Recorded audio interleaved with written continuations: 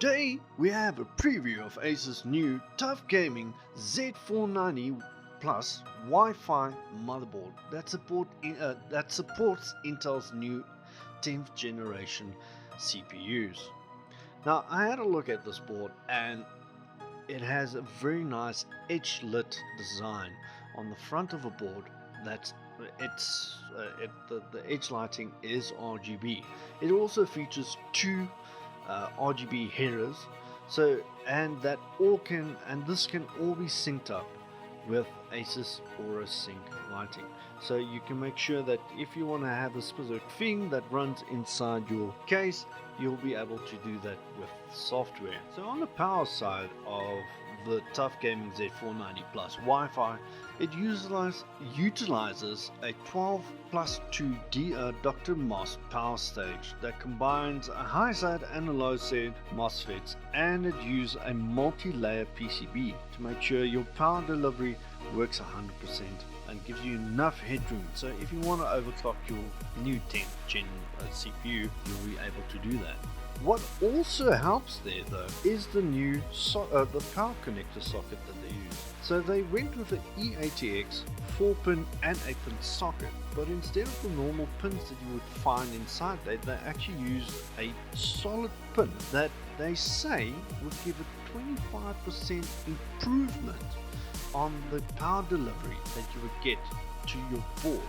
So if you overclock it, it should actually give you better headroom and better power no fluctuations in power to actually work on them. On the audio side, and I like my audio, ASUS went with the Realtek S1200A codec chip, which is exclusively used by them.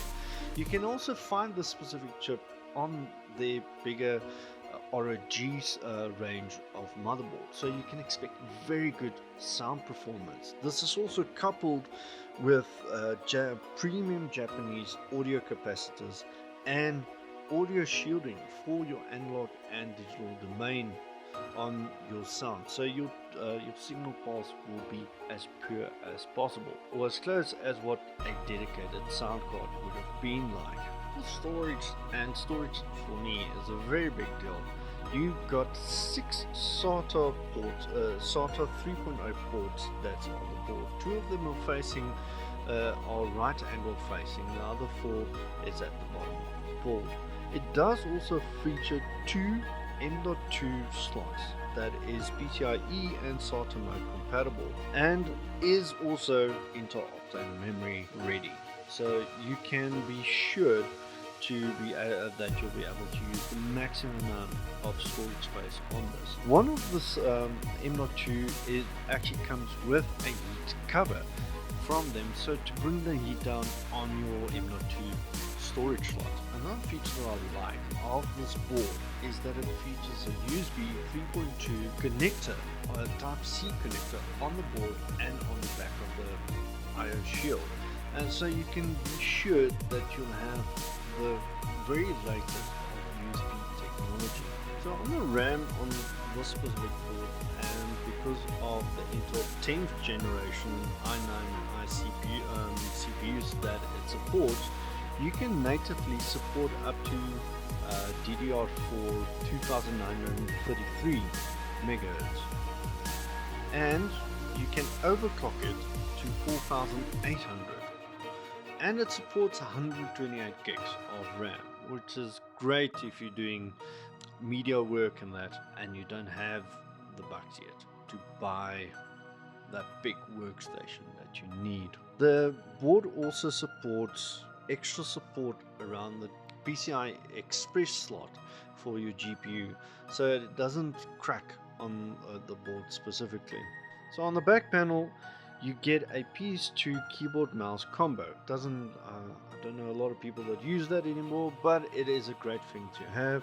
You've got a display port, HDMI, you've got your LAN port, you've got 2 USB 3.2 Gen 2 Type A and a Type C connector, and then you've got 4 USB 3.2 Gen, which is the blue one, type A's that you can use. It's got optical SPDIF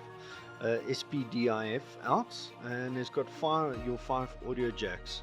And then this board also supports ASUS Wi-Fi module. Now the Wi-Fi antenna for me looks like something that comes out of a sci-fi game, which fits with the whole TUF Gaming theme, which is all military based. Top this all off, ASUS even gives you a certificate of reliability that the parts would last you a long time. The TUF Gaming Z490-Plus Wi-Fi motherboard is a pinnacle for what you can get on this specific board range for the Intel 10th Gen CPUs, and you can look at about 7,999 Rand at Evetech for this specific board. So if you are upgrading from 8 gens to the new 10th gen, it would definitely be a worthwhile upgrade for you, as you get all the new features from between the two generations. We'll be looking forward to see if we can get a physical test done, get CPUs, so you can see what is the performance like of the board itself, and see if that power connector actually works 100% for this. Remember to like and subscribe for brand new reviews and previews of hardware and games here on GES YouTube channel. Cheers guys!